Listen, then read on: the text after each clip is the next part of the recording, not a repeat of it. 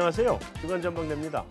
금융시장의 다양한 이슈를 뉴스보다 핫하게, 리포트보다 쿨하게 짚어보겠습니다.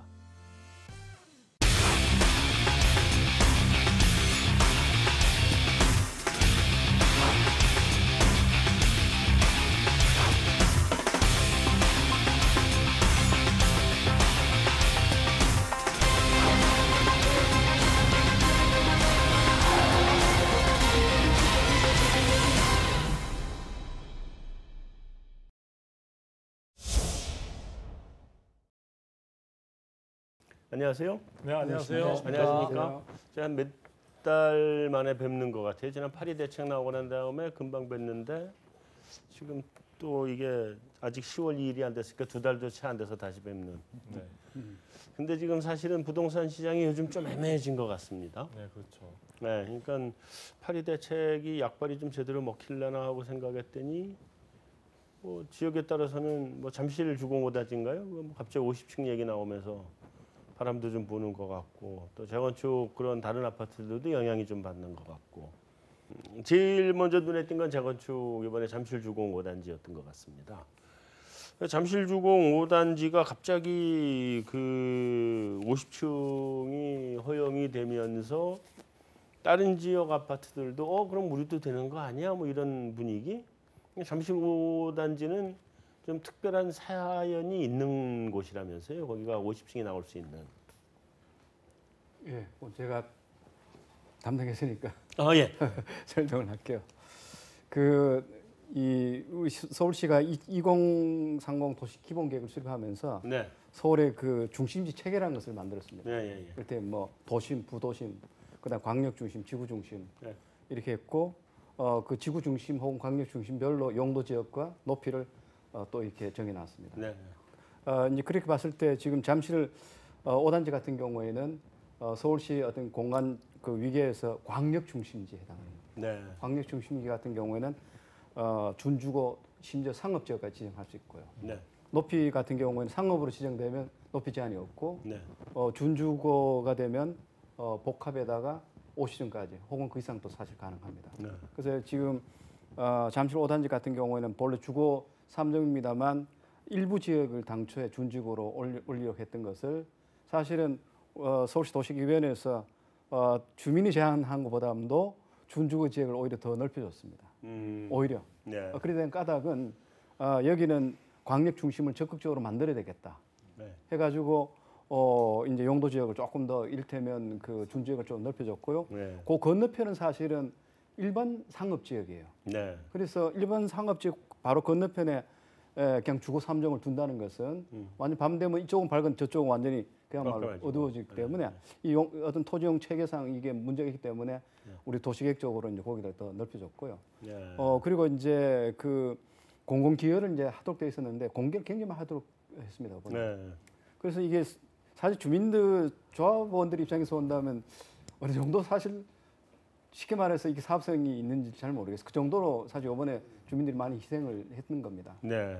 특히 이제 우리가 광역 중심지로 만들어 갈 때 도대체 뭐가 광역 중심이냐? 네. 라는 것을 굉장히 또 고민 많이 했습니다. 별도의 용역도 주고 해가지고 그걸 이제 다 연구를 하고 난 뒤에 어쨌든 거기다가 이제 구현을 하도록 했는데 우리 저 잠실 5단지 같은 경우에는 당초에는 그냥 저층부에다가 여러 가지 업무 상업을 넣도록 했던 것을 네. 별도의 동 한 채 전체를 중심 그러니까 그 광역 중심의 기능을 담아내는 것으로 이렇게 만들기로 했습니다. 그리고 저층부에 또 연도형 여러 상가라든가 업무 기능들 넣고요. 네. 그렇게 해서 뭐 이 한강으로 직접 접근할 수 있는 경로라든가 그다음에 단지를 대각선으로 통과하는 뭐 보행축이라든가 그다음에 다른 단지에 없는 도시계획 도로가 이번에 만들어졌습니다. 네. 그리고 보통은 단지를 우리가 쪼개지 않는데 단지 쪼개지 않았습니다만 주거 지역과 상업 지역, 준주거 지역을 이게 섞어 놓으면 문제가 많다 해가지고 도시계획 도로를 놨습니다. 그걸 분리하는 그렇죠. 도로를. 이 도시계획 도로를 놓으면 이 조합이 결국은 공기여가 되어버려요. 자기들 몫이 적어지는 겁니다. 그래서 그만큼 이게 중심을 광역 중심을 만든다는 취지에 대해서 조합 측에서 이제 동의를 했고 또 자기들 일부 이제 부담을 하면서 그게 이제 상대적으로 조금 주민들한테 돌아갔던 것이 높이라고 보면 될 것 같습니다. 네, 이제 사업성 문제로 본다면 바로 이제 종 상향을 한다든지 지금처럼 이제 용도 지역을 상향 조정을 해서 상당히 더 많이 올라가고 더 높이 지을 수 있도록 만들어 주는 거죠. 일반인들이 뭐 쉽게 이해한다면. 그래서 이제 50층 뭐 이렇게 짓게 이제 부분적으로 만들어졌기 때문에 사실은 다른 지금 추진 중인 재건축들에 대한 기대 심리가 이제 그것 때문에 잠실 5단지를 보고 기대 심리가 생긴 거죠. 그래서 뭐 음마아파트 네, 바로 이제 음마아파트가 그동안에 여러 번 냈다가 지금 이제 결국은 처리되고 말았는데 네. 이거 또 우리도 또 좀 올릴 수 있는 그런 가능성이 크지 않겠는가 이런 기대 심리가 부분적으로 상당히 많이 작용한 걸로 이제 보이고요. 네. 근본적으로는 사실은 파리 대책을 내놓고 나서 시장에서 당초에는 뭐 굉장히 앞으로 나올 추가 대책까지 감안해서 기가 뭐 꺾였었죠 사실은. 그렇죠. 그래서 관망세가 돼서 그냥 올 수덥이 된 그런 상태였는데 한 달 정도 지나 보니까 이제 여러 가지 분석도 나오고 이러다 보니까 결국은 장기적으로 가서 보면 단기적으로는 모르겠지만 장기적으로 가면 또 집값이 오를 수 있는 가능성이 커졌다라고는 바닥의 기대 심리가 지금 작용하고 있는 거 아닌가 이렇게 보여지고요.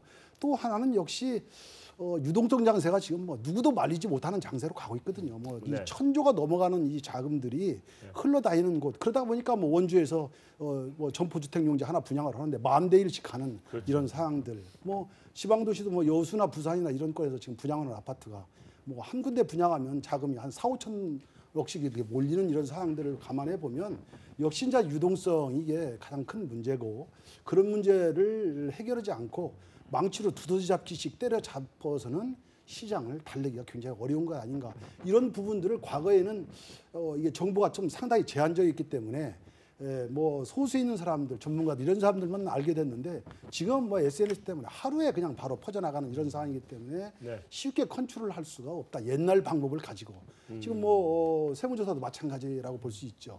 뭐 그런 조사를 계속해서 단기적으로 수요를 좀 이탈시킬 수는 있겠죠.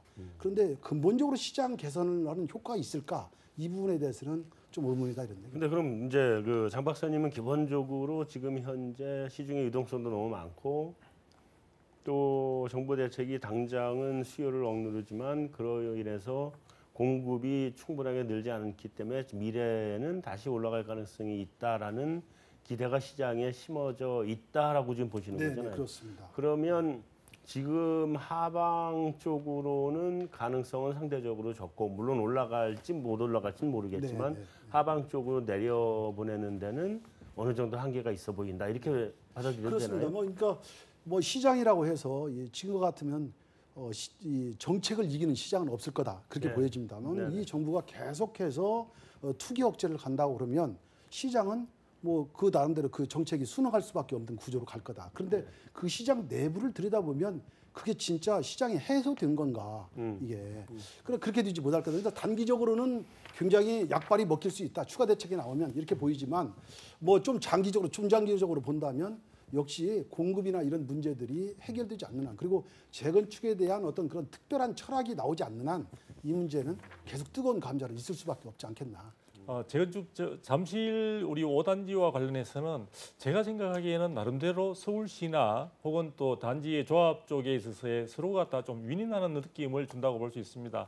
그동안 다른 단지들 같은 경우에서는 뭐 음마아파트도 마찬가지고 사실은 서울시의 요구 사항들을 받아들이기 쉽지 않은 상황이었고 조합원들의 중지를 모으기가 굉장히 어려운 가운데 사실 사업의 진척 자체가 안 되고 있는 상황인데 지금 재건축 관련해서는 정부도 현재 내놓는 많은 규제 장치, 조합원 지위 양도라든지 이런 것들도 금지하고 있는 그런 규제와 함께 내년에 또 초과이익 환수제가 예정되고 있지 않습니까? 이런 점들을 고려할 때 잠실 5단지 조합 내에서는 자체적으로도 이렇게 무조건 어떤 그 서울시가 각을 세우면서 나가기보다는 전체적으로 받아들일 건 받아들이고 또 어떻게 보면 선두에서 50층을 한다는 것 자체가 강남 지역에 있어서는 랜드마크로서의 의미도 충분히 가질 수 있기 때문에 다른 단지와는 차별화할 수 있는 부분들에 있어서 그 부분이 주는 나중에 향후 시장에서의 가치 그런 부분들도 어느 정도 요구사항, 서울시의 요구사항을 받아들이더라도 충분히 수익성 부분에 대해서도 긍정적인 어떤 평가도 가능하겠다는 이런 판단이 섰지 않나라는 추측을 해보게 됩니다. 그래서 그런 부분들이 어쨌든 한번 성사가 됐기 때문에 지금 상당히 이제 어떻게 보면은 완강하게 지금 저 음마아파트라든지 혹은 압구정 중심의 어떤 그 지역 주변에 조합들이 상당히 서울시가 각을 세우고 있는 가운데 아직 조금도 진척이 안 되고 있지만 향후의 시장 상황의 변화에 따라서는 또 제도의 여러 가지 어떤 시행 과정에 있어서는 충분히 어떤 하나의 좋은 선례를 남기는 그런 사례로 저는 인정할 수 있다고 보고 있습니다. 그 조 교수님, 네. 그 재건축하고 관련해서 제가 잘 모르는 게 있어요. 여쭤보려고 하는데. 네. 재건축을 하게 되면 뭐 종상향을 신청할 수 있어요? 종상향 신청할 수 있죠. 아 그런가요? 예. 그러면 예를 들어서 지금 현재 그 종상향을 신청 안 하는 경우라고 하더라도 네. 그 내가 있는 아파트의 부지의 종이 뭐 3종이다. 예. 근데 현재 쓰고 있는 용적률은 150%밖에 안 쓰고 있다. 그럼 그게 250%, 300%까지 올려서 다 쓸 수 있는 건가요? 그거 할수 있죠. 그럼 그때도 기부 체납을 해야 되고. 그렇죠. 거기에 이제 법정 상한이 있고 그다음에 네. 더 이상을 하면 공공 기여를 하는 조건으로 이제 더 받을 수 있죠. 공공기여를 하는 조건으로 예, 올리고. 예, 예, 네. 알겠습니다. 그래서 재건축을 그렇게 좋아하는군요. 홍 박사님. 왜 이렇게 재건축 좋아하나 궁금했었어요, 사실은. 그러니까 뭐 예를 들면 10채를 지어 있던 아파트가 재건축을 하게 되면 기부 체납을 한다는 조건은 있겠지만 한 뭐 15채도 되고 13채도 되고 지금 그런다는 거잖아요. 그렇죠. 결국은. 이건 우리 반포 일단지 같은 경우에는 이 재고량이 거의 한 배가 늘어나잖아요. 한 22,500에서 한 5,000 정도로. 그렇죠. 네. 자, 그래서 뭐 반포도 지금 얘기 나오고 그래서 지금 아예 반포 쪽을 가보면 홍 박사님 이번에 반포가 지금 뭐 좀 이상했어요. 잠시 그죠? 이게 뭐 굉장히 너무 뜨거워져가지고 그게 어쩔 수가 없는 부분이 그 좀 현대도 있는 것 같아요. 이겼어도 이긴 게 아니고 네. 뭐 이렇게 얘기를 하던데 지금 어떻게 봐야 돼요, 그걸? 네, 이제 담당 산업 애널리스트한테 저도 궁금해가지고 물어봤더니 네. 이게 이제 조금 약간 안 좋은 예를 하나 들자면 사실상의 분양가 상한제가 지금 도입되는 분위기지 않습니까? 네네. 주택 보증에서 제가 주택 분양 가격, 일반 분양 가격을 억제하는 듯한 흐름이 나타나니까 주변에 있는 시세 대비해서 분양가가 너무 낮으면 이게 일종의 로또 분양이 돼버리면서 네. 기존에 또 지분을 갖고 계신 분들 입장에서는 이게 손해가 좀 상당히 발생할 수가 있지 않습니까? 네. 그러니까 그 사업성도 떨어지는 면이 있고요. 그러니까 이 문제를 이제 해결해 나가는 그 가장 유력한 방법이 결국 뭐냐면 후분양제, 사실상의 후분양제로 가게 되는. 네. 그러니까 쉽게 얘기해서 이제 주택 보증 이런 거 안 받고 그냥 그 사업체를 밀고 나가게 돼야 되는데 문제는 이제 그런 걸 추진하려면 자금력이 그렇죠.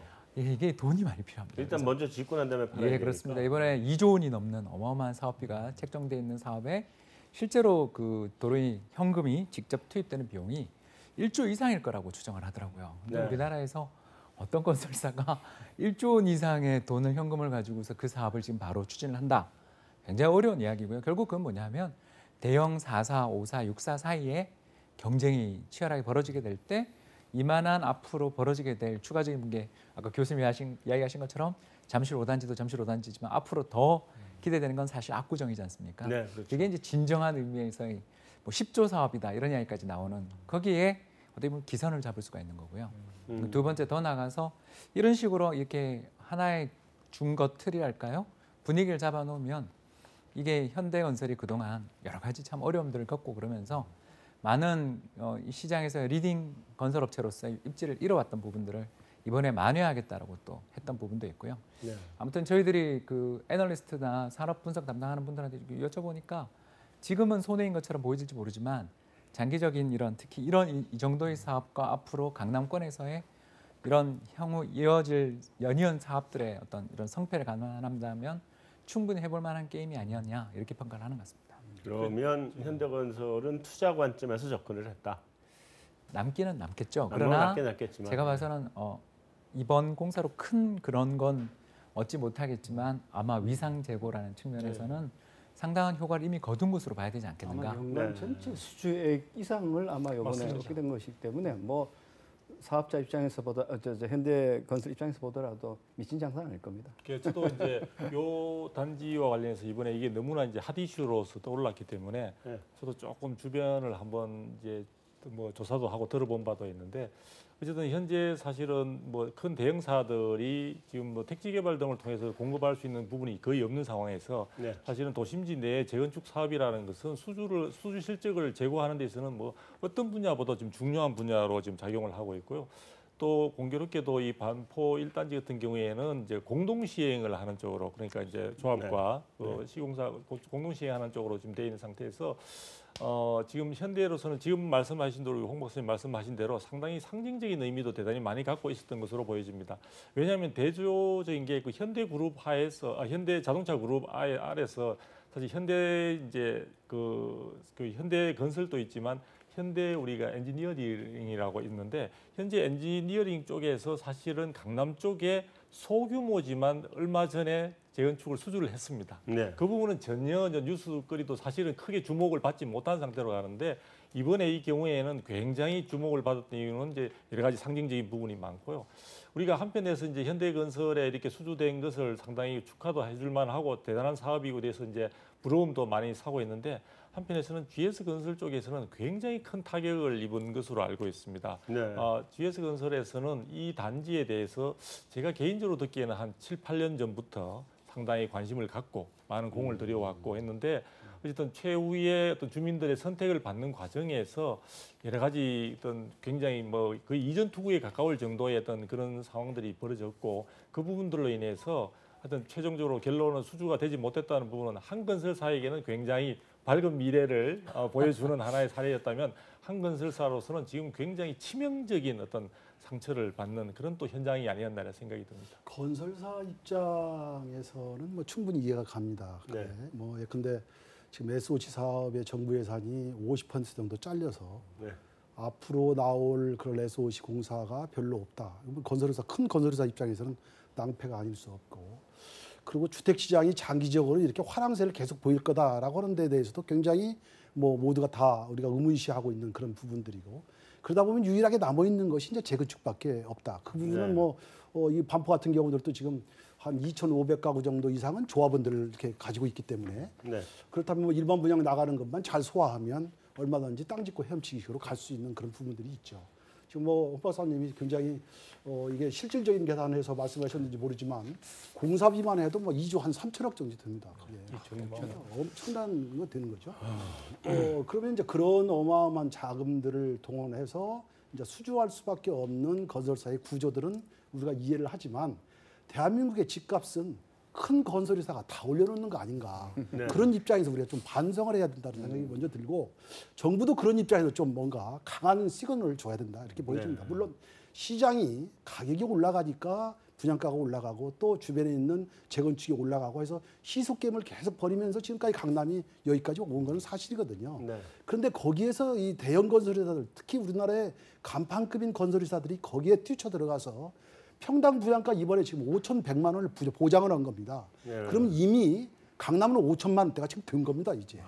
그러면 주변에 있는 재건축 아파트들은 다 우리가 왜 5천만 원이 안 돼야 돼? 우리도 거기에 올라가야 돼.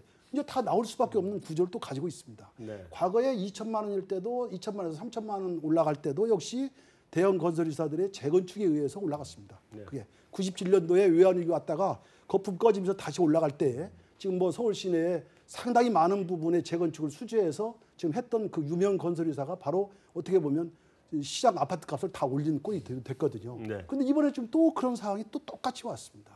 그래서 이런 부분들은 우리가 뭔가 좀 공감대를 형성해서 집값을 위에서만 잡는다고 자꾸 하지 말고 실질적으로 좀 파고 들어가서 구조가 어떻게 됐는지, 그래서 누구부터 어떻게 말려야 될 건지, 어떤 구조가 문제가 있는지 하는 것들을 종합적으로 좀 따져봐야 된다 이렇게 네. 보여집니다. 정말 나쁜 걸 선사네요. 제 아파트 값만 안 올려놓고 다른 건 다 올려놓네.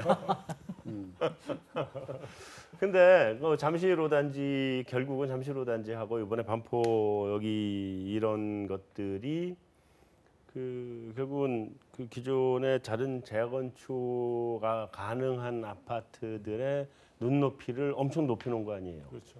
앞으로 계속 더 간다고 봐야 되는 거 아닌가요, 그럼? 근데 재건축 사업 자체는 아까 말씀드린 대로 지금 이제 여러 가지 우리가 파리 대책이나 이런 쪽에서부터 상당히 이제 규제가 강화되고 있는 상황들이기 때문에, 그리고 향후에 사실은 재건축 초과이익 환수제 같은 경우에도 그렇게 며칠 전에 이제 국토부에서 시행령 부분을 갖다 다 확정 새로 지어가지고 네. 산식 부분에 대해서도 명확하게 기준을 다 정립을 했습니다. 네. 근데 어쨌든 정부의 분명한 추진 의지를 뭐 일각에서는 혹시라도 유예됐던 그 기간들을 연장하지 않을까라는 그런 일말의 기대감이 있는지는 모르겠지만 국토부 쪽의 어떤 여러 가지 움직임이나 시행령 정비를 볼 때는 분명히 내년 뭐 초부터는 바로 시행에 들어갈 것 같고요. 네, 연장할 그 부분 생각도 등을 없는 것 감안할 같은데. 때는 전반적으로 사업성 부분에 있어서 내년에는 지금과는 사업 환경이 확연히 달라질 것이다. 그래서 현재 진행 중이거나 이런 부분에 있어서도 지금 재건축 초과이익 환수제를 피하지 못하는 단지들 같은 경우에는 아마도 사업 진행 속도나 이런 부분들이 훨씬 늦춰질 수밖에 없고 네. 조합원들이 사업 이 재건축에 대한 혹은 또 조합원이 아니더라도 거기에 해당되는 연수가 경과 연수가 된 경우의 단지들조차도 이 재건축에 대한 관심 자체가 굉장히 떨어질 가능성도 높다. 그래서 지금 아마도 이번에 저 반포 1단지라든지 뭐 지금 저 잠실 5단지나 이런 경우에 있어서의 어떤 성공적인 사례 그리고 주목을 받는 바는 이런 이슈도 자칫하면은 현재의 어떤 분위기로 갈 때에는 내년에는 그냥 과거에 아주 이제 특이한 어떤 현장에 있어서의 에피소드로서 그칠 가능성도 있다. 그래서 내년에 있어서의 그 재건축 사업에 대한 전망들이 긍정적이지 못하기 때문에 아마도 원래 그 현장들에 있어서 그 대기업들의 어떤 그야말로 혈투가 그렇게 치열했을지도 모른다 이런 생각을 해보게 됩니다. 그 재건축은 사실은 이명박 정부 때부터 계속 규제 완화해 왔습니다. 네. 거의 한 8년을 쉬지 않고 규제 완화해 왔어요. 네. 결국은 이제 뭐 시장을 살려야 된다. 특히 이제 재건축 시장을 중요하기 때문에 그래서 그게 사실 되살아난 것은 얼마 안 됩니다. 아시다시피. 그렇죠. 네. 특히 결정적으로 되살아난 것은 2015년, 14년, 15년 이때 이제 최강 초이노믹스 때 이제 되살아나는데 사실 그 전만 하더라도 사실 그 강남 재건축이 안 돼가지고 우리 서울시 같은 데에서는 어떤 것을 대안을 고민했냐면 리모델링을 주로 주된 정비 방식으로 고민했었습니다. 그렇죠. 그래가지고 서울형 리모델링 해가지고 강남, 강북 여러 가지 어떤 그런 지역 여건에 따라서 여러 가지 어떤 그 모델을 개발하고 또 인센티브를 추구하는 걸 다 우리가 연구를 해가지고 지금 보고서까지 나와 있는데 딱 그걸 시행하려고 하는데 2015년부터 이게 막 뜨기 시작하는 거예요. 네. 그러니까 특히 그 서초구 같은 경우에는 지난 2년간 분양 가격이 거의 94% 올랐습니다. 네. 100% 이거는 분양가 상한제 철폐한 것이 핵심이거든요. 그리고 아다시피 이 이제 용적률 인센티브라든가 그다음에 초과이익 환수 유예라든가 그다음에 조합원 지위 양도 허용한다든가 네. 그다음에 그 소형 그 평수 공급하는 의무를 정한다든가 네. 오만 가지 것들 다 이제 면제를 해줬는데 그래서 아마 이게 지금 앞서도 우리 5단지 잠실 5단지 이야기를 했습니다만 이게 건드면 역시 또 가격이 오르고 네. 또 강남 시장 해군 시장이 들썩이니까 이게 근본적으로 지금 재건축 제도 자체를 다시 들다봐야 할 그런 상황이라 보고 있고요. 아직까지 그 부분에 대해서는 제가 아는 범위 내에서는 서울시라든가 중앙정부 차원에서 이야기는 하고 있지는 않습니다. 하고 있지는 않지만은 정부가 예컨대 지금 여러 주택 부동 시장이 굉장히 중요한 진원지가 강남 재건축이라 본다면 지금 정부가 내놓은 파리 대책 가지고는 강남 재건축 문제, 특히 연동된 부동산 문제는 이제 이게 다실 수 없어요. 그럼 결국은 제도 자체를 근본적으로 손대야 되기 때문에 아마 그 정도까지 가게 된다면 재건축하는 방식이 아주 근본적으로 바뀔 수 있다는 생각이 드는데요. 대표적인 것이 아까 우리 장 박사 말씀하신 대로 이게 지금 대형 건설사들이 계속 이 사업을 맡게 되는 까닭은 그게 강남 개발을 할 때 우리가 단지형 개발을 했거든요. 네. 세계적으로 보게 된다면 이 단지형 개발 이렇게 세게 한 나라가 없습니다. 네. 네. 이 아파트 지구라는 것을 도시계획적으로 운영하고 있는 나라도 대한민국이 세계에서 유일하고요. 네. 우리 잠실 음마 아파트 같은 경우에는 이거 진짜 슈퍼블럭입니다. 그래서 저도 도시계획원으로 이게 사실 도시를 망치는 거거든요. 60년, 70년대 그렇게 만들었다도 지금도 그걸 그렇게 해야 되느냐.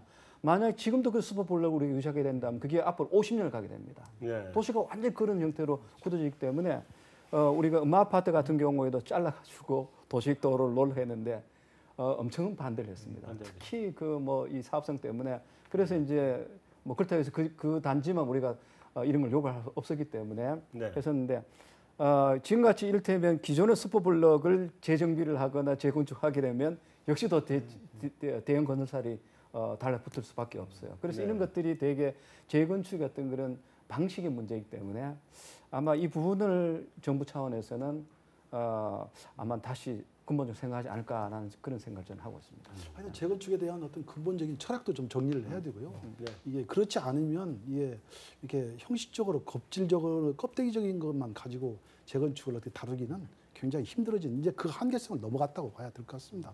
그 뭐 오히려 기대감만 더 자꾸 부추기게 되고 그리고 되게 집값이 움직이는 걸 보면 일단 좀 한 번 올라가면 그 다음에 좀 수평으로 잠시 머물러 있다가 또 다시 단계적으로 또 한 번 또 뛰고 또 머물러 있고 하는 그런 계단식 상승들이 연출 이어지기 때문에 이번에도 지금 이제 그런 상승의 어떤 그 국면으로 또 봐야 되겠죠. 네. 자, 근데 지금 재건축을 진행을 하려면 올해 말까지잖아요. 그죠? 네. 올해 말까지 관리 처분인가 계획을 신청을 하고 그게 승인이 떨어져야 되죠. 네. 네, 그게 되고. 근데 그럼 올해 말까지 할 수 있는 거 그렇게 많지는 않을 거란 말이죠. 그렇죠. 지금 뭐 아무리 빨리 해도 뭐 몇 달 남지도 않았는데 추석 연휴 놀아야 되고 뭐 하고 뭐 이러면 이런 상태인데 이 재건축 초과이익 환수제라든가 분양가 상한제라든가 이 후분양제하면 피하는 건가요? 꼭 그것도 아니잖아요. 그죠? 그렇죠.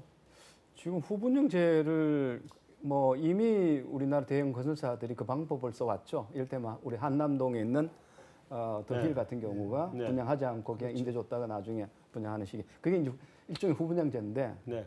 아마 당장은 부담이라든가 이런 것을 피할 수 있을지 모르지만은 지금 우리나라 지금 선분양 제도 자체를 지금 근본적으로 우리 다시 들다 봐야 되거든요. 그렇죠. 이제 사실은 저도 뭐 어디 발표를 했습니다만 선분양 제도가 이게 후분양 제도, 선분양 제도라는 게 분양의 시점을 가지고 이야기하기보다는 결국은 이 건설사들의 건설 비용을 누가 부담하냐 문제입니다. 네네. 그게 핵심인데 네. 지금 우리나라 같은 경우는 선분양 제도라는 것은 사업자가 사실은 건설비 5%만 부담합니다. 네. 나머지 95%는 소비자들이 선입주금이라고 해가지고 네네. 계약금이라든가 중도금이라든가 이렇게 되는데 제가 해외 여러 가지 사례를 이제 조사를 해보니까 생각보다는 해외도 사실 선분양제가 있습니다. 미리 계약 주문식으로 해서 네, 있겠죠. 많습니다. 많은데 되게 일반적으로 사업자가 자기 자본금을 어느 정도 부담하냐면 한 10%까지 부담해요. 네. 하고 나머지 90%는 100%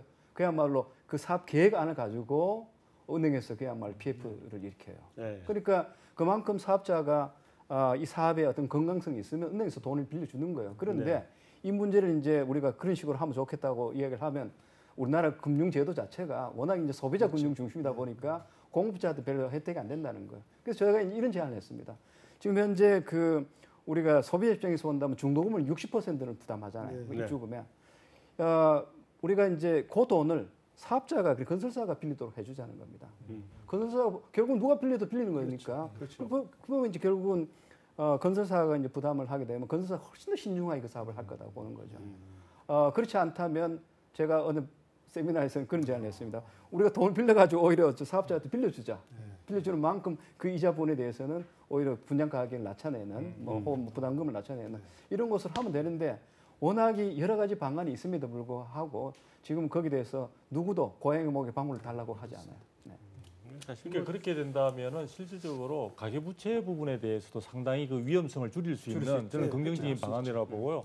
앞으로 우리 부동산 시장 자체가 간접 투자 중심으로 가고 또 금융기관에서 그동안에는 말 그대로 기업이나 이런 데 돈을 빌려주고 채권자로서의 행세만 많이 해왔는데 앞으로는 금융기관이 그렇게 해서 안정적인 수익, 정말 전혀 리스크가 없는 그런 사업뿐만 아니라 경우에 따라서는 지금 교수님 말씀하신 그런 내용과 함께 간접 투자 중심에서 본인들도 재무적 투자자로서 그러니까 사업에 대한 어떤 분석이나 리스크 부분들을 우리 개개인 국민들에게 맡길 것이 아니라 사실은 그 금융기관에서 어떤 정밀화되고 또 전문화된 판단으로 해서 들어와 준다면 전체적인 어떤 그 질서 부분에 대해서 새롭게 어떤 분양 질서라든지 이런 것을 재편하는 데 있어서도 아마 건설사들도 아마 그걸 마다하지 않을 것으로 보여집니다. 그러니까 지금 그 부분이 지금 잘 지적하신 대로 가계부채 문제와 다 연관되어 있고 정부의 여러 가지 어떤 정책의 근간을 갖다가 좌우할 수 있는 부분이기 때문에 어느 정도 충분히 저는 검토해 볼 수 있는 그런 좋은 방안들이 아닌가 보여지네요. 자, 일단 중간 정리를 한번 하는 차원에서 제가 각 1분씩 드리겠습니다. 1분 동안에 무슨 얘기를 해주시냐면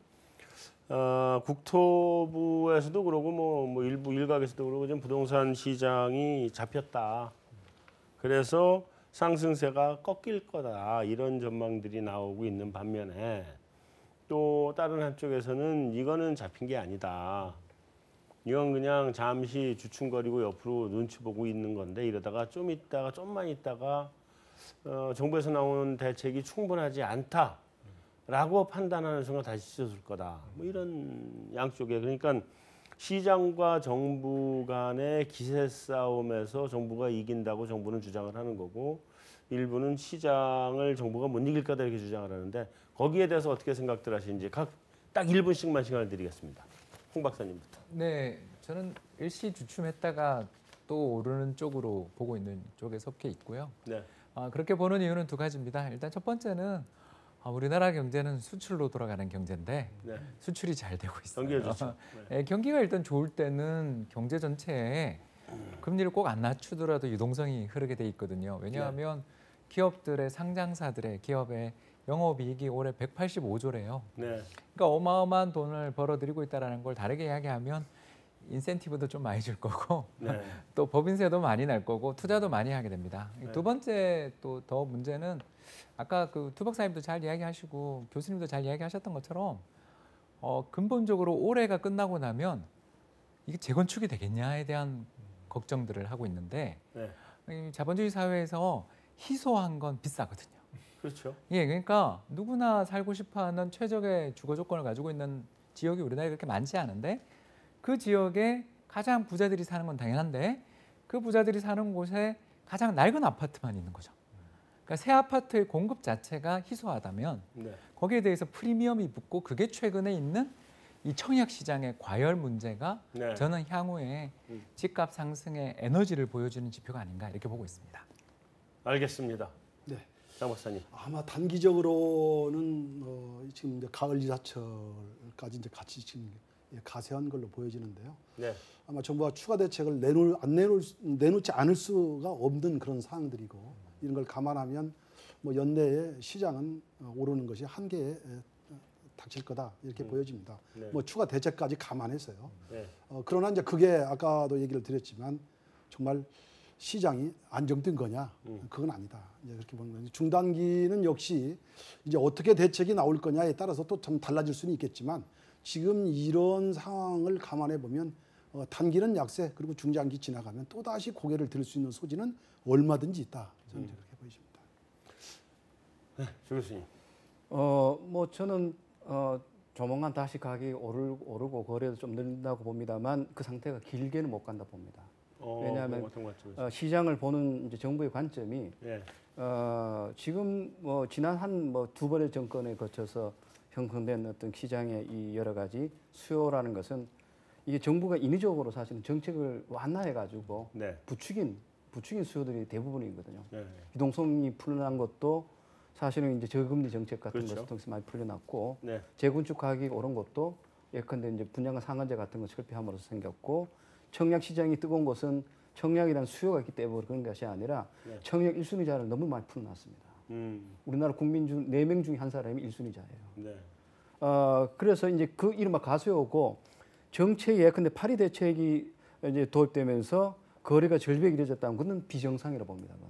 시장이 그만큼 정책 영향을 많이 받는 이야기는 정책에서 그만큼 움직였다는 것을 반증하는 거예요. 그렇죠. 시장이 예측 가능하지 않다는 것이죠. 네. 우리 정부는 39만의 연간 공급이 되면 시장이 정상으로 된다 보거든요. 그러니까 네. 예측 가능한. 그 이상의 지금 현재 시장의 거래를 보면 최근에 통계를 안 봤습니다만 올해 초까지 보게 된다면 시장 거래 한 20-30%는 가수요가 돼버립니다. 네. 정책적으로 부추긴 수요들이 많아요. 따라서 이런 부분이 계속 남아있는 한에서는 단기적인 정책의 강도가 약해지면 분명히 되살아나는데 정부가 그 부분을 계속 용인할 것인가. 그래서 이 정상적인 그야말로 실수요 중심으로 시장을 움직이는 것으로서 계속 제도를 만들어 가게 된다면 가수요는 계속 이제 발붙일 곳이 있기 때문에 네. 길게 보게 된다면 계속 약화될 수밖에 없는 그런 모습도 있을 수 있다라는 것이 제 생각입니다.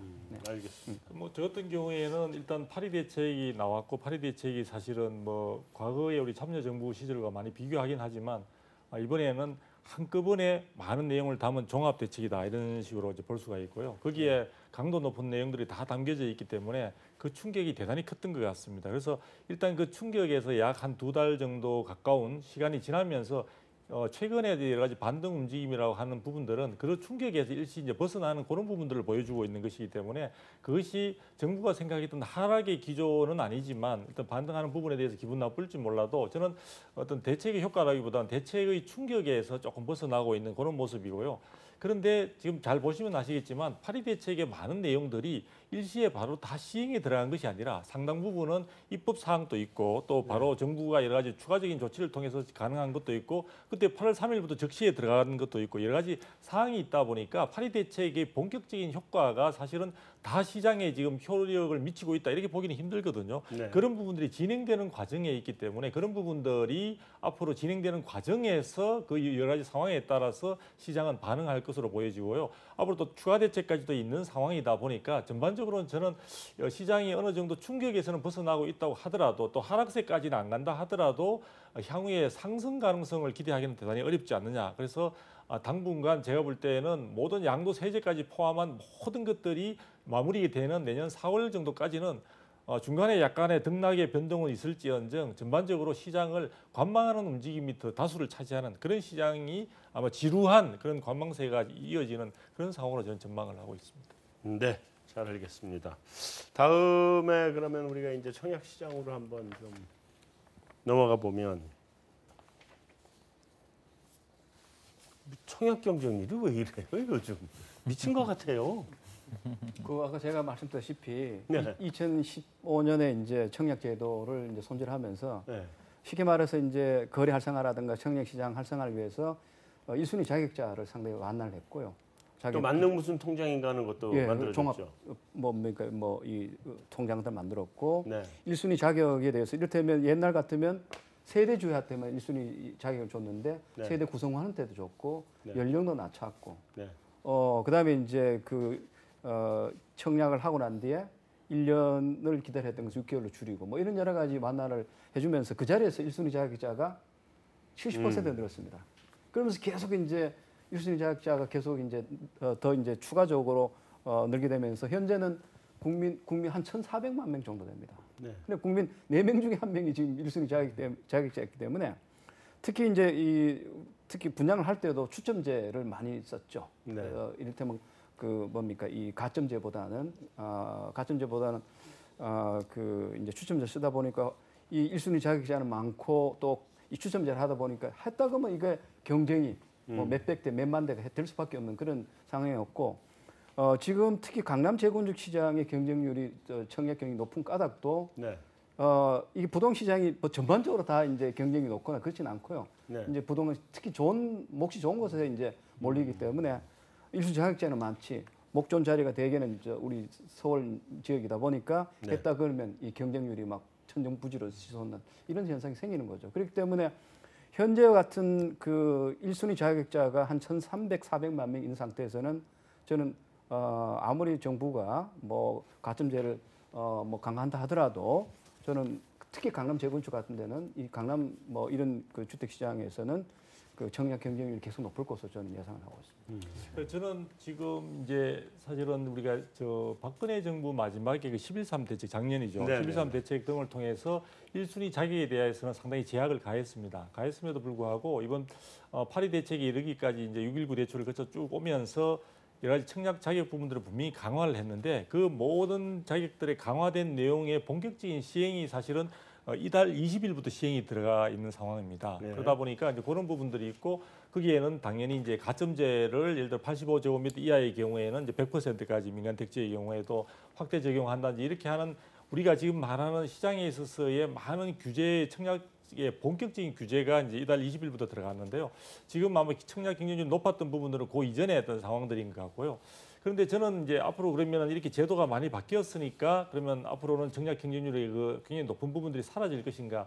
저는 상당히 규제가 강화되고 진입 장벽이 높아졌음에도 불구하고 저는 시장에 예를 들어 서울같이 공급이 좀 주택 보급률이 100%가 안 되는 상황에서 향후에 있어서도 서울에 거주하고자 기대하는 많은 분들이 우리가 잠재 수요라고 볼 수 있는 부분들이 현재 수요로 전환되어 가지고 등장을 했기 때문에 그런 부분들에 있어서 청약 진입 장벽만 높이는 것만으로는 그런 청약 높은 경쟁률을 완화시키는 데는 한계가 있을 것이다. 그래서 지금 서울 같은 데 다른 지역들은 아니고 서울이라든지 아니면 특정 지역에서 대단히 높은 경제 뭐 풍선 효과라고 볼 수 있는 그런 지역들이 예를 들면 대구 지역의 경우에 수성구를 좁히니까 북구 지역에서 뭐 아주 놀라울 정도의 저도 사실 당황스러울 정도의 그런 게 나타나는데 그런 부분들은 점차 지금 이번에 청약제도가 강화되고 본격적 시행이 있으니까 그 정도까지는 아닌 좀 누그러질 것으로 보여집니다만 앞으로 지금 공급 부분에 대한 충분한 정부의 약속이나 기대감을 줄 수 있는 부분들이 충분치 않다 보니까 아무래도 이런 것들을 갖다 완전히 잠재우는 아주 뭐 거의 한 10대 1 이내의 또 평온한 시대를 기대하기는 다소 아직도 시간을 많이 필요로 하지 않을까 싶습니다. 청약 시장은 이제 부동산 시장하고 상당히 이렇게 연관성을 가지게 되는데요. 네. 사실 이제 부동산 시장이 극히 침체하면 청약 규제를 좀 풀어서 예컨대 뭐 1순위 청약을 하라고 해도 1순위 하나도 안 들어오는 이런 상황에서 꼭 1순위 규제를 둬야 되느냐. 그러다가 보니까 이제 1순위 규제를 대부분 풀고 1, 2, 3위로 한꺼번에 받는 그런 경우까지도 생겨났죠, 과거에. 바로 이제 그렇게 반복되는 것 때문에 그럼 규제를 완화해야 되는 거 아니냐. 또 이제 그래서 규제를 완화하다가 보니까 사실은 이제 서울 같은 경우는 너무 일찍이 규제를 완화한 효과가 나서 지금 뭐 굉장히 많이 밀리는 이제 이런 상황들, 청약 경쟁이 치열한 이런 상황들을 보이고 있는 건데요. 분명한 거는 그것도 역시 지역별로 일률적으로 청약 규제를 가할 게 아니고 네. 공급 사항을 봐가면서 규제를 해야 된다. 지역에 맡겨서. 예컨대 지금 서울 같은 경우들은 이렇게 부족함에도 불구하고 똑같이 1순위 기준을 과거에 2년에서 1년으로 줄여서 이 청약을 하게 만드니까 자연적으로 과열될 수밖에 없고, 과열되면 나머지 청약을 안 하는 사람들이 가만히 쳐다보면 저기 아파트가 굉장히 뭐가 좀 좋은 것 같다, 뭐 프리미엄이 많을 것 같다, 이러니까 또 시선이 집중되고 거기에 또 재과열되는 상황까지 같이 빚어진다. 이런 입장에서는 지역별로 청약 규정을 달리해야 된다, 이렇게 생각하고요. 최근에 제가 이제 여수도 좀 잠깐 다녀왔는데, 뭐 여수도 보다시피 이번에 청약 경쟁이 엄청나게 높았습니다. 바로 이제 이 파리 대책의 투기과열 지구에 제외된 지역들, 이런 지역, 아까 두 박사님 말씀을 하셨습니다만은 그런 지역들의 인접 지역으로 풍선 효과가 나타나는 거죠. 네. 부분적으로요. 이제 그래서 뭐 부산도 마찬가지고 여수도 마찬가지인데 그런 현상들은 앞으로도 지속될 걸로 보입니다. 이 뭐 아까 말씀드린 그런 어떤 그런 여유 자금들이 많이 몰리는 상황들, 특히 뭐 최근 들어와서는 지역에 있는 사람뿐만 아니라 예컨대 여수에 청약을 하는데 광주권에 있는 사람들까지 같이 움직이는 이런 상황들도 상당히 많이 볼 수 있었거든요. 그래서 네. 그런 부분들 때문에라도 청약은 뭐 경쟁률은 좀 낮아질 수 있지만 규제를 강화한다면 역시 청약은 여전할 거다, 이렇게 생각이 들고요.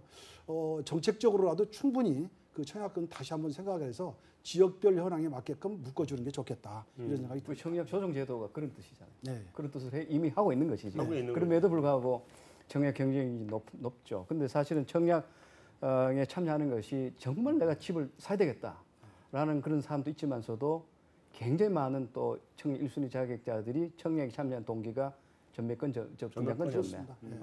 그러다가 혹시 또 집을 분양받았다가 또 대파하는 이런 부분이 있기 때문에 이런 부분을 우리가 수요라 보고 공급이 그걸 다 커버해야 된다고 그러면 저는 이건 서울이 몇십 개, 몇백 개가 있어야 된다 봐요. 특히 강남은 몇천 개가 있어야 된다 봐요. 그렇기 때문에 이거는 그 수요는 상당히 알고 보게 된다면 정책에 맞는 수요가 굉장히 많습니다. 네. 그래서 이거는 조 교수님이 말씀하신 그 부분도 충분히 이해가 가는데요. 그래서 저는 앞으로 청약은 사실은 선분양 제도가 어떻게 변하냐에 따라서 그렇죠. 청약 제도 바뀔 것 같고요. 네. 무엇보다도 저는 우리 영국 같은 경우는 하우싱 니즈라는 것을 분석합니다.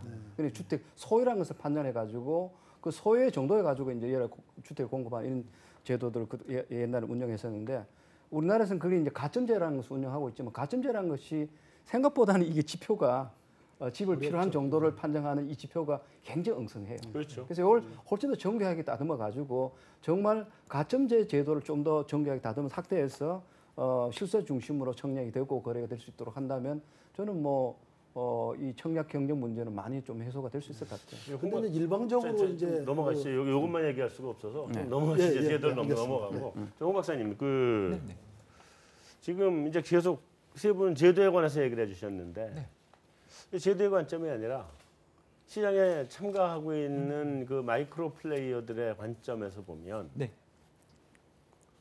이 두 가지 수요겠죠. 투자적 수요가 있고 실거주 수요가 있을 텐데 청약 경쟁률이 높다라고 하는 것은 뭐 신축 아파트에 대한 수요가 있을 수 있을 거고요. 다 워낙 구축들이니까. 또 하나는 이제 방금 우리 조 교수님께서 얘기해 계셨던 투기적 수요. 들어가 가지고 그 차익 벌고 빠져나오려는 이런 수요 이런 것들이 있는데 신축에 대한 그 실거주 수요는 얼마나 지금 많이 누적돼 있다고 보세요?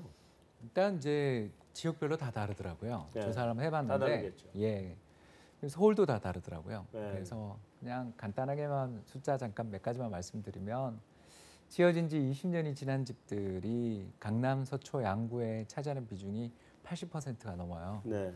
그리고 더 나가서 30년 이상 된 집의 비중이 65%가 넘습니다. 네. 그러니까 이제 쉽게 얘기해서 최근에 우리나라 부동산 시장이 2015, 16년에 좀 회복되고 난 다음에 분양이 좀 잘 되고 있는 거지. 그 전에는 뭐 미분양 사태가 속출했었지 않습니까? 그렇죠. 그죠? 네. 그래서 미분양 사태가 속출하면서 또 그 재건축 조합이라든가 재개발 조합이나 건설사 모두 다 힘드니까 네. 자연스럽게 이제 지방으로 공급을 늘려나갔죠. 그래서 연 30만 원, 40만 원 되던 게 이제 50만 원, 60만 원까지 올라가는다고 하는데 그게 보면 이제 서울 중심으로 해서 보면 2만 원, 3만 원가 고작이고 대부분 그렇죠. 경기 그리고 지방입니다. 지방이죠. 그렇게 되니까 이제 우리나라 이 부동산 시장의 문제가 이게 이제 불균등인 거죠. 네. 그래서 그간 지난 한 10년을 놓고 보면 광역시 부동산 가격이 서울보다 훨씬 많이 올랐어요. 네, 맞아요. 특히 부산이 훨씬 더 많이 올랐죠. 그런 과정에서 부동산 가격 지수를 놓고 보면 결국 전국 부동산이 처음에는 서울 수도권이 많이 오르다가 2000년대 초반까지 오르다가 2000년대 후반 이후부터는 지방이 많이 오르는 거예요. 예, 그러면서 이제 또 거꾸로 요새 분양 그 시장의 분포를 저희가 살펴보니까 이게 세종시부터 나라가 두 나라가 있는 것 같아요. 네. 그래서 세종시 이북은 새빨갛습니다. 네. 경쟁률이 높으면 저희가 이제 새빨갛게 표시를 하고 좀 별로 냉담하다 싶으면 파란색을 쓰는데 이게 이렇게 심하게 나오는 거죠. 왜? 아까 말씀드린 것처럼 지방 부동산은 많이 올라서 이제 신축 가격이 정말 너무 많이 오르고 신축도 많이 공급도 됐죠. 그렇죠. 공급도 되고 하니까 아무래도 경쟁률들이 좀 떨어지는 반면 서울 쪽이나 특히 서울에서도 일부 특수 지역들은 공급이 그간 부족했던 것들이 네. 이제 또 이번에는 그간 또 10년간 우리나라 국민소득은 또 증가했으니까 그렇죠. 당연히 이제 그런 구매력을 갖춘 분들이 나오면서 지난번 이제 작년 11.3이나 올해 6.13 조치 같은 걸 통해서 청약 조건 이런 것들도 굉장히 강화되고 특히 대출 조건들, 중도금 대출 조건들 이런 것들이 되게 강화됐거든요. 시켰죠. 예, 그래서 상당한 현금이 있지 않고서는 이걸 청약할 수 없는 분들이 많은데도 그 고가 분양이라고 보면 네. 당장 지금 돈을 넣어야 되는 돈이 굉장히 큰데도 그 경쟁률이 어마어마하게 올라오는 걸 보면 섞여 있는 것 같아요. 아까 말씀드린 것처럼 실수요는 일단 기본적으로 확실히 깔려 있는 상황에 네. 추가적으로 그 정도의 높은 수요라는 것은 제가 봤을 때는 전국적인 또는 약간 부동자금들까지 유입되는 그런 모습이기 때문에 그 부분에 대한 정부가 규제를 강화한 거는 저도 동의. 다만 이런 그 배경 기저에 깔려 있는 지난 한 10여 년간을 놓고 보았을 때 서울 수도권 쪽은 공급이 상대적으로 인기 지역들이 좀 부족한 반면 지방의 공급이 많았던 것을 가지고 전체적인 총량을 보면 공급이 충분하다라고 이야기하기보단 지역별 특색에 맞는 정책들 대안을 제시해야 되는 게 맞지 않나 생각하고 있습니다. 네, 그러면 이제 강남 재건축 아파트들 현재 진행을 했건 아니면 앞으로 예비의 재건축 아파트들이건 간에 아파트 가격을 잡지 못하겠네요. 지금 공급이 수요를 좀 따라가지 못하고 있는 상황 아니에요. 그래서 이제 제가 네. 전국적인 부동산 가격을 여쭤보시면 그냥 저는 강보합 정도로 보입니다. 그냥 네. 우리나라 성장률이 좋으니까 올해 잘하면 3%가 오랜만에 나온다 그러니까. 네, 그렇지만 공급이 부족했던 지역들은 그보다 좀 올라갈 수 있지 않는가 그렇게 보고 있습니다. 알겠습니다. 이제 다음 이제 앞으로 나올 정책을 좀 따질 시간이 많지 않아서 앞으로 나올 정책 얘기로 좀 넘어가야 될 것 같습니다. 국세청도 이제 나섰어요. 네. 그건 뭐 효과가 있느냐 없느냐의 문제 정도일 텐데 요즘 세상에도 국세청이 효과가 있나요? 지금 뭐 최근에 이제 이야기에 따르면 9월 26일부터 네. 주택을 구입하는 데 있어서 뭐 필요한 자금 조달 계획과 입주 계획까지 다 나타내야 되고 그 과정에서 모든 이제 사실은 가지고 있는 개개인의 어떤 자금 동원에 따른 여러 가지 많은 정보들을 제시를 해야 되는 상황들이고요. 네. 그런 부분들이 전체적으로 거래에 상당히 부담 요인으로 작용을 할 것으로 보여지는데 집을 하나 거래하기 위해서 온갖 자기의 모든 것들을 갖다 다 드러내야 되는 상황이 되다 보니까 그런 부분들에 있어서 사실 국세청이 많은 또 자료들을 갖고 있을 것으로 보여지고 그 부분에 대한 계획들과 그런 것들의 금액의 합산이 반드시 그 분양받고자 하는 그런 계획의 총합과도 반드시 맞아야 된다. 이거는 제가 볼 때는 수능 시험을 각자에게 논술 시험을 치는 것도 아니고 그런 정도로 지금 국세청이 그런 요구를 하고 있는데 사실 또 현장에서는 뭐 일시적인지 또 지속적인지 모르겠습니다만 많은 경찰과 또 그런 뭐 경우에 따라서 검찰까지 우리 나서서 모든 거래 부분에 대한 불법 거래 또 위법한 거래 부분들을 갖다가 다스리겠다고 하고 있고요. 그래서 전체적으로 저는 시장 자체에 대해서 그동안 문제점이 있었다는 건 인정을 하지만 전반적인 거래를 위축을 초래할 만한 그런 내용까지 이제 포함하고 있다 보니까 사실은 다른 제도 규제와 함께 전체적으로 시장을 좀 얼어붙게 하고 있는 것이 아닌가 이런 생각을 갖게 되는데요. 시중에 있는 여러 가지 어떤 시장 참여자들이 가지고 있는 기본적인 생각 속에 주택이라는 것을 거래하기 위해서 이 모든 것을 갖다 다 희생을 하고 감수해야 되는가 이 부분은 조금 다시 한번 생각해 볼 필요가 있을 것 같습니다. 장 박사님, 예. 다른 질문을 좀 드리려고. 지금 분양가 상한제, 예. 이 주택 가격 잡을 수 있어요? 지금 뭐 변칙적으로 지금 분양가 상한제가 곧 이어서 어떻게 보면 이제 선분양이고 네. 또 선분양에 이어서 분양가 상한제가 지금 그 분양 보증을 받지 피해가는 방법 중에 하나를 벌써 지금 이제 뭐 시중에는 나오고 있지 않습니까? 네. 내가 돈 대서 우리가 지켰다. 그럼 뭐 그런 규제에서 좀 벗어나고 싶다. 네. 하는 거라고 이제 인식이 드는데요. 네. 사실 그런 규제로 아까 얘기한 5,100만 원을 평당 5,100만 원을 과연 잡겠나? 네. 그게요. 주변에 시세 내면 또 주변 시세는 5천만 원이죠. 뭐 이미 아크로 리버에서 한강에서 아크로 리버가 5천만 원 이상 분양이 됐으니까. 그렇죠. 예, 뭐 같이 가겠다 하면 그거 분양가 상한제 적용해도 아무런 의미가 없을 거 아닌가. 그러니까 예를 들면 5천짜리를 4,500으로 상한제를 정했는데 야 그럼 그렇죠. 500만큼 프리미엄 붙어버리면 똑같은 거잖아요. 그쪽으로 또 몰리는 거죠. 네. 그러니까 참 이게 제도를 단편적으로 하나를 가지고 뭔가 시장을 잡겠다라고 하는 거는 굉장히 어불성설이다. 그런데 지금 뭐 세무조사도 마찬가지로 302명이 과연 이제 조사 드러난 사람들을 하나하나 낱낱 공개해서 곧 얼마 있으면 저 신문에 하나씩 공개가 되겠죠. 그러니까. 그런데 그게 물론 이제 정부의 고육지책이라는 생각도 듭니다. 뭐 우선 집값이 많이 올라가고 있고 재건축이 거품화되고 있고 네. 또 여러 사람들이 집을 살려고 하는 성향들이 자꾸 생겨나고 하니까 우선 좀 눌러놓기 위해서는 그런 대책이 필요는 하지만 네. 그런 대책보다는 앞에 나왔으면 반드시 실질적인 대책이 뒤에 따라 나와줘서 뭔가 구상이 나와야 되는데 안 앞에서 나오죠. 총만 쏘면 된다. 이거 참 굉장히 오해다. 안 나오죠 지금. 네. 자, 조 교수님. 네. 앞으로 지금 이제 앞으로 나올 대책에 대해서 몇 가지 좀 짚어봐야 되는데 하나는 가계부채 종합 대책이 지금 우리는 다 만들었다는 거죠. 그거 만들었다고 하고 발표 시기를 놓고 저울질하고 있는 것 같은데 뭐 거기에서 뭐 DSR 제도가 들어오게 될 거고 그거 이외에도 뭐 보유세 카드 다음에 그 전월세 무슨 뭐 상한제 카드 다음에 계약갱신 청구권 등등 해가지고 이제 나와 준비해 놓고 있다는 게 이거다 저거다 해서 이제 시중에 얘기들이 쫙 흘러나오고 있거든요. 네. 이게 다 가나요? 첫째. 그리고 다 할 경우에 효과가 있나요? 제일 아픈 제도는 어떤 제도인지 부동산 시장에 뭐 나쁜 이런 것들. 제도. 아픈 제도예요. 그러니까 부동산 투자자라고 하는 사람들이 야 이거 나오면 정말 나 집 못 가지고 있겠다는 생각이 나올 만한 그런 제도들이 남은 게 뭐가 있나요? 아무래도 그 보유세가 네. 우리가 집을 사서 좀 이렇게 뭐 미래 어떤 그런 이익을 기대해 가지고 가지려고 하는 사람 입장에서 보면 가장 큰 일종의 그 뭐라 되겠습니까? 일종의 장애물이 아마 될 가능성이 있죠. 네. 워낙 이제 우리나라 이 보유세는 거래세에 비해서 이제 상당히 부담이 적기 때문에 네.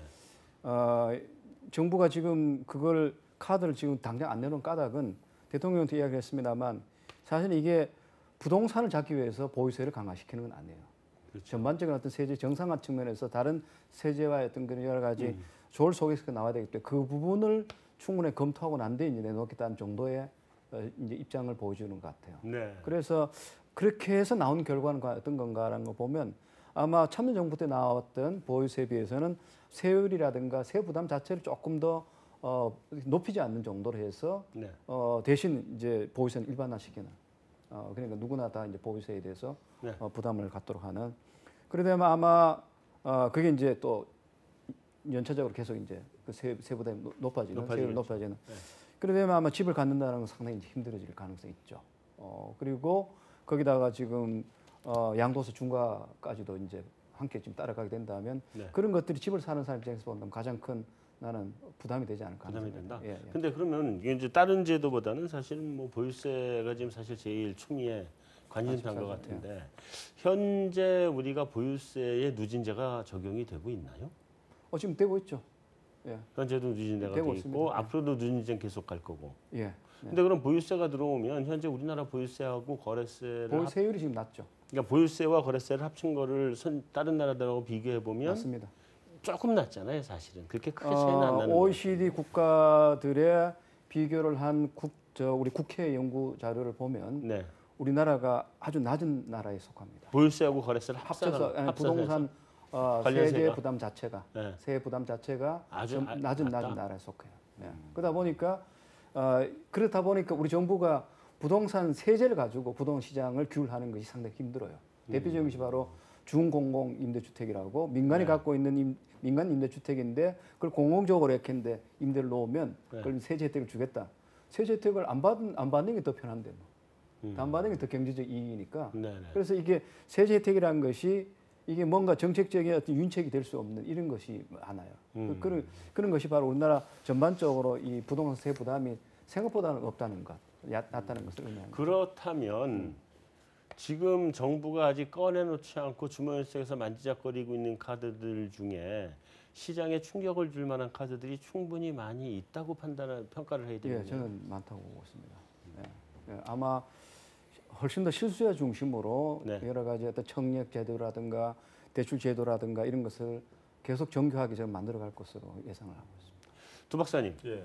저 같은 경우에 판단할 때는 사실 우리 국내 부동산 시장은 주택 시장의 경우에는 사실 매매 시장과 임대차 시장 이렇게 서로 간에 이제 균형을 주고 받으면서 서로 이제 보면 뭐 시소 게임 보이듯이 이렇게 하는데 지금 현재 파리 대책의 전반적인 것은 주택 보유에 대한 부담을 굉장히 가중시키는 것이거든요. 그렇게 된다면 향후에 주택 보유를 좀 기피하는 현상들과 또 매물들이 나올 것으로 정부는 기대를 하고 있고요. 그렇게 된다면은 많은 사람들이 주택을 보유하려고 했던 사람들조차도 다 전세 시장으로 달려갈 것으로 보여지고요. 임대 시장보다는 전세 쪽으로 많이 치중될 것으로 보여지는데 전세 부분과 관련해서 지금 정부는 그쪽에 쏠림 현상으로 인해서 우리가 얼마 전까지 경험했던 전월세 시장에 있어서 고공행진을 한다, 전세가 고공행진을 한다든지 그런 부작용에 대해서 사전 방비하는 차원을 검토를 하고 있는 것이 아닌가 이래 보여지고요. 그와 관련해서 뭐 전월세 상한제라든지 계약갱신 청구권, 그다음에 이제 이런 식으로 하고 그다음 매매하는 사람들이 그것으로 인해서 또 과도한 수익을 남기지 못하도록 임대사업자 등록제를 통해서 관리할 수 있는 그런 쪽으로 지금 주문이 쪽에 있다고 하는데요. 저는 그렇게 되면 결과적으로 보유세 논란까지 다 만일에 구체화되었을 때는 모든 시장 주택 시장 내에 있어서의 거래를 다 차단해버리는 앞으로 가지도 못하게 하고 뒤로 물러서지도 못하게 하는 그런 상황으로 돼서 주택시장 내에서는 아마 비명소리만 나올 수도 있겠다. 그래서 제가 볼 때는 정책당국이 잘 고려를 하시겠지만 이 매매시장과 임대시장 시장으로 또 몰아가기 위해서는 주택 보유를 기피하도록 하려면 양쪽 시장에서 숨통은 틔워주는 숨구멍은 남겨놓는 그런 부분에 어떤 묘한 현명한 어떤 대책들이 필요할 것으로 보여집니다. 근데 주택을 보유하지 못하게 하겠다는 거는 옳지 않은 거 아닐까요? 그건 아니고 저는 보유세랑 이렇게 봅니다. 네. 한 달에 100만 원 버는 사람이 예. 벤츠 1억 3천만 짜리를 모으게 된다면 그건 경제적으로 논리적으로 설명이 안 되는 것이죠. 그렇죠, 그런 것을 그 세제가 뭐 서구 선진국이 되게 다 이제 보유세 중심에 이 부동산을 운영하고 있기 때문에 그거는 부동산이란 것이 개인의 자산이면서도 또 사회적인 자산의 의미를 갖고 있기 때문에 경제 능력에 해당이 된다면 이제 그만큼의 어떤 가치가 있는 부동산을 보유하는 것은 사회적으로 뭐 어떤 제도적으로도 보장이 되지만 그 이상에 대해서는 그건 내놓는 겁니다. 물론 강제로 내놓는 것도 아니죠. 경제 논리에서 내놓게 된다면 그런 것들이 주택 자원이 사실 계층 간에 골고루 배분되는 것을 하는 계기가 되는 거예요. 그래서 이게 지금은 당장은 그게 옥죄는 같지만 조금 한 단계를 지나면 오히려 주택 자원들이 그야말로 사회 계층 간에 여러 가지 골고루 배분될 수 있는 그런 이제 하나의. 근데 그렇게 얘기를 한다는 건 이제 부동산 공개념으로 가고 있는 거죠. 공개념 아니죠. 공개념 쪽 아닌가요? 자본시장에서 그 정도 얘기하면 거의 공개념으로 들어가는 것 같은데. 피케티 21세기 자본을 읽어보면 18세기, 17세기 불란서에는 벌써 이게 자산의 등록소가 있어요. 부의 등록소가 있습니다. 그래서 내 자산이 어느 만큼 등록을 하고 그에 대해서 이제 세금을 받는데 그만큼 이 부에 대한 관리가 사실 서구 선진국에서는 굉장히 오래전부터 있었고 특히 이제 이 보유세 같은 경우는 이 자산의 어떤 그런 그 뭡니까 이 사회적인 공평한 배분에 굉장히 중요한 수단으로 이제 활용해 왔 것이죠. 그래서 지금은 그게 보유세가 이 불란서 같은 데는 부유세라는 이름으로 사실은 그 제도가 운영되고 있습니다. 네. 아, 잘 알겠습니다. 자, 뭐 하여튼 장 박사님. 비싼 집 가지고 있으면 세금 많이 내야죠.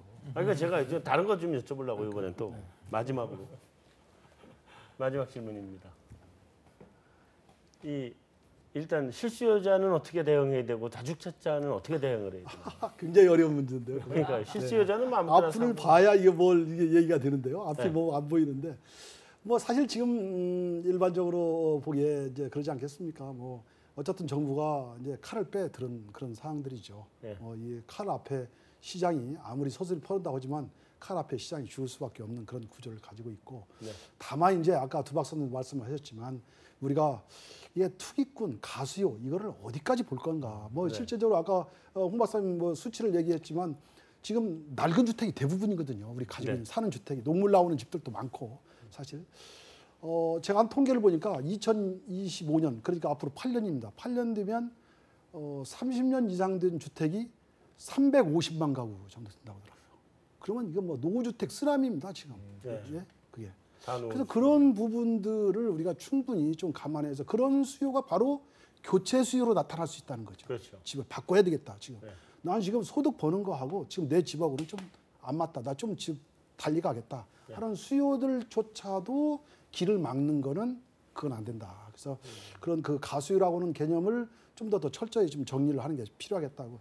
다주택자를 규제하는 것은 물론 뭐 더 앞으로의 이익이 생기거나 뭐 하는 부분들의 세금으로 걷어들이는 건 좋습니다. 근데 네. 그런 부분들에 대한 규제와 실제 교체 수요나 이런 실수요들의 규제 이런 부분들에 대한 것들을 좀 하모니를 잘 맞춰야 된다. 이런 입장에서 보면 지금 내년 4월까지잖아요. 우선 다주택자한테 지금 문 열어놓은 게요. 네. 예. 뭐 매물이 지금 안 나오니까 정부는 답답하죠, 굉장히. 그러나 추가 대책 내놓고 뭐 하다 보면 시장을 좀 누르게 되면 아마 팔려는 사람은 지금 팔아야 할 겁니다. 그렇게 되면 단기적으로 뭐 빨리. 차입 많이 해서 집을 뭐 구입한 사람들 이런 사람들이 앞으로 뭐 한 4, 5년 뭐 몇 년 버티지 못한다면 지금 뭐 파는 시기라고 볼 수 있겠죠. 근데 오히려 살려고 그런 사람들은 뭐 조금 좋은 시기가 오고 있지 않나. 그러면 뭐 오히려 내년까지도 좀 길게 보는 것도 그것도 괜찮지 않나. 뭐 이런 생각이 들고요.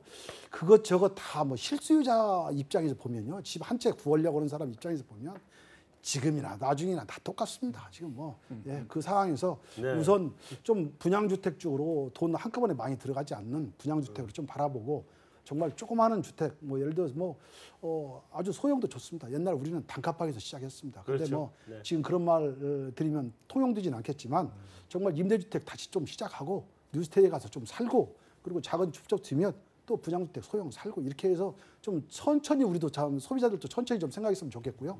그런 스텝 바이 스텝으로 네. 가서 내 집을 마련하는 거 그거는 시기와 타이밍과 문제가 전혀 되지 않는다고 생각이 듭니다. 네, 잘 알겠습니다. 사실은 제가 지금 전세를 사는데요. 집은 하나 있어요.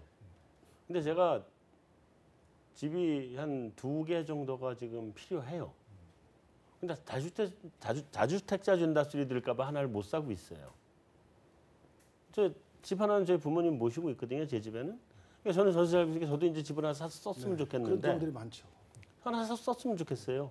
근데 이거는 다주택자 꼬리밖에 안 돼가지고 뭐 사야 되나 말아야 되나 고민하다가 여태까지 못 사고 저는 여전히 전세를 살고 있는데 세금 부담하고 사시면 되잖아요. 세금 부담하고 사는 건 좋은데 네. 다주택다 그러면 사람들이 꼭 무슨 투기범으로 모는 그 분위기가 싫어서 없는 사람의 입장에서 보면 네. 집을 한 채 더 갖고 있는 사람은 그래도 네. 낫죠. 훨씬. 아니 그러니까 세금 내고 근데 좋은데 그런 측면에서 저는 실거주임에도 불구하고 다주택자 투기범이라고 지탄을 받는 경우들이 있다는 거죠. 그렇게 그 경우를 생각을 해야 된다는 거예요. 세금 낼 거 다 내더라도 그렇게 낙인 찍히는. 낙인 찍히는 게 있기 때문에 그게 싫어서 저는 여전히 전세를 살고 있습니다만 그래서 저는 너무 몰고 가는 건 아닌 것 같아요. 예, 저는 이제 김현미 장관이나 정부 쪽에서 주택 정책의 부분에 대한 효과를 강조하기 위해서 사실은 이 주택이라는 부분에 지나치게 도덕적 판단 기준을 접목시켰다는 것은 좀 문제가 있다고 보여집니다. 그래서 네. 그런 부분이 있는 것 같고요. 아까 이제 뭐 다주택자가 앞으로 어떻게 할 것인가, 주택을 사야 되냐 말아야 되냐 이런 말씀을 하셨는데 저는 다주택자의 경우에 있어서도 판단을 냉정하게 내리면 된다고 생각을 합니다. 뭐냐면은 앞으로 시간이 많이 지날수록 자산 가치 증가를 큰 폭의 과거처럼 뭐 더블이다, 뭐 따따블이다 이런 이야기에 나올 수 있는 시대는 이미 지나가고 있다. 그래서 충분히 보유에 따른 비용보다 어느 정도 기본적으로 임대 수익 등을 감안한 어떤 비용 수익이 더 많다고 생각되면 최소한 예를 들어 5%, 6% 이상의 수익이 된다고 생각하면은 보유하면서 충분히 그걸 감내할 수 있는 것이고요. 또 양도소득세 부분과 관련해서 정부가 세제를 바꾸면서 한다니까 이전보다는 물론 조세 부담이 저는 커질 것이라고 보고 있습니다. 그러나 그 조세 부담 이상으로 실질적으로 임대 수입 등을 감안한 어떤 수익이 조금 더 된다면은 당연히 자본주의 사회에 있어서 일정한 수익으로 난다면 기대 수익만 낮춘다면 충분히 내가 주택 보유 여부를 판단할 수 있는 충분한 합리적인 근거가 되지 않을까 싶습니다.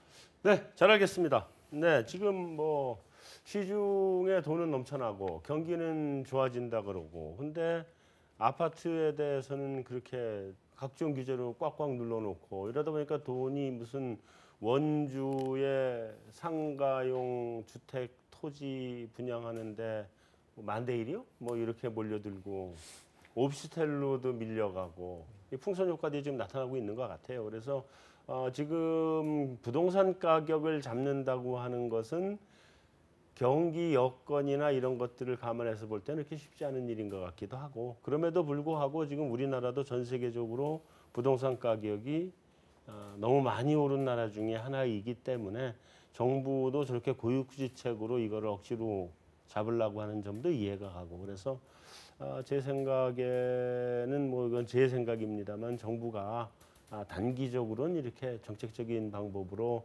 부동산 시장을 좀 잡아놓더라도 최대한 빠른 시간 내에 시장의 수요 공급을 잘 맞춰서 원활하게 부동산 가격이 흘러갈 수 있도록 하는 그런 종합 대책을 마련해서 발표하고 또 그걸 시행해 나가야 우리 부동산 시장이 이 버블 논란이 없어지지 않겠나 하는 생각이 듭니다. 그렇죠? 네. 네.